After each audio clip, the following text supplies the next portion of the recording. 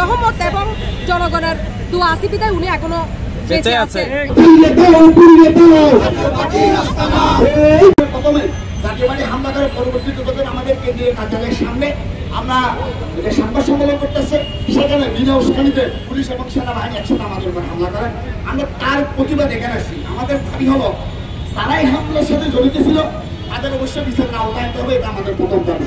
দ্বিতীয় নম্বরের দাবি হলো স্বরাষ্ট্র উপদেষ্টা এই জায়গায় ব্যর্থতার পরিচয় দিয়েছে, সে নিরাপত্তা দিতে পারে নাই। এই 24-এর অভ্যুত্থানের অন্যতম একজন তারা তার নিরাপত্তা দিতে পারে নাই, তার কারণে আমরা সেই স্বরাষ্ট্র উপদেষ্টার পদত্যাগ দাবি করছি।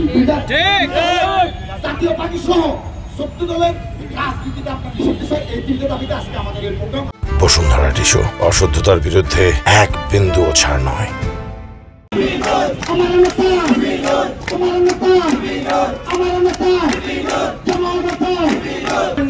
তাদেরকে আমরা সম্পূর্ণ টিভি চ্যানেল ভিডিও ফুটেজে দেখেছিলাম, এখনো পর্যন্ত তাদেরকে কেন বিচারের আওতায় আনে নাই, সেই দাবিতে আজকে আমরা এই কর্মসূচি পালন করেছি। সাথে আমরা একটা কথা দেখেছি, স্বরাষ্ট্র উপদেষ্টা যে জায়গায় একটা ফুটেজ থাকার পরেও এই অপরাধীদেরকে শনাক্ত করতে পারে নাই, সেজন্য ওনাকে আমরা পদত্যাগের দাবিতে আন্দোলন করেছি। আমরা এই সাথে একটা কথা বলতে চাই, উনি যদি পদত্যাগ নাই করো, ওনার বিয়োগ শেষ পর্যায়ে এসেছে। আমরা একটা কথা জানিয়ে দিতে চাই, গণ অধিকার পরিষদের পক্ষ থেকে যদি স্বরাষ্ট্র উপদেষ্টা এটা দৃষ্টান্তমূলক বিচার না করে, তাহলে স্বৈরাচারী শেখ হাসিনা যেমন দেশ বানাতে বাধ্য হয়েছে, ঠিক তেমনি আর 3-4 মাস পরে এই স্বরাষ্ট্র উপদেষ্টাকেও সে ফান্ড খুলে বানাতে বাধ্য করবো আমরা। তোমার আমার পরিষদ